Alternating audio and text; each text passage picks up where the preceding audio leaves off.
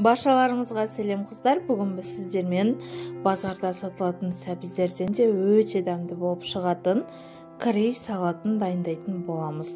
Видеоны тамашаламас бұрын менің арнама жазылып, лайк басып, комментарий жазып кетуді ұмытпаңыздар. Ең алдымен бір келі осындай сәбізімізді теркадан өткізіп аламыз. Терка қатты үлкен, тым кішкентай болмауы қажет. Және де үстіне тұз салып, осылай араластырып, бетін жауып, кемінде 1 сағатқа бөлме температурасына қалдырамыз. 1 сағаттан соң осылай суы бөлініп бастайды. Кішкене осылай суынан ажыратып аламыз, және де бөлек ыдысқа саламыз.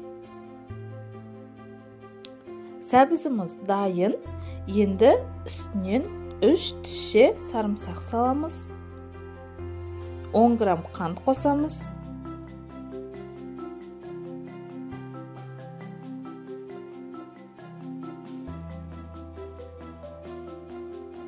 Кристаллики қосамыз. Және де күнжіт майынан 1 шай қасығында қосып аламыз. Күнжіт майы өте ерекше дәм береді, және де қош иіс береді. Соя тұздығынан қосамыз.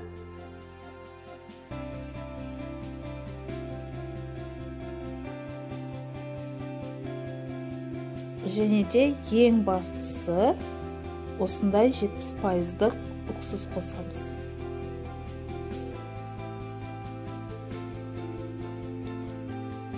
Соусын дайындап аламыз. Соусына бізге қызып тұрған сұйық май қажет болады. Және де паприка, қызыл бұрыш, кориандр барлығын салып бір араластырып аламыз. Және де сәбізіміздің үстіне салып аламыз.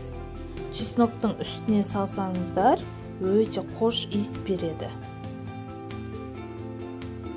Ыстықтай осылай салып аламыз, және де қасықтың көмегімен араластырамыз.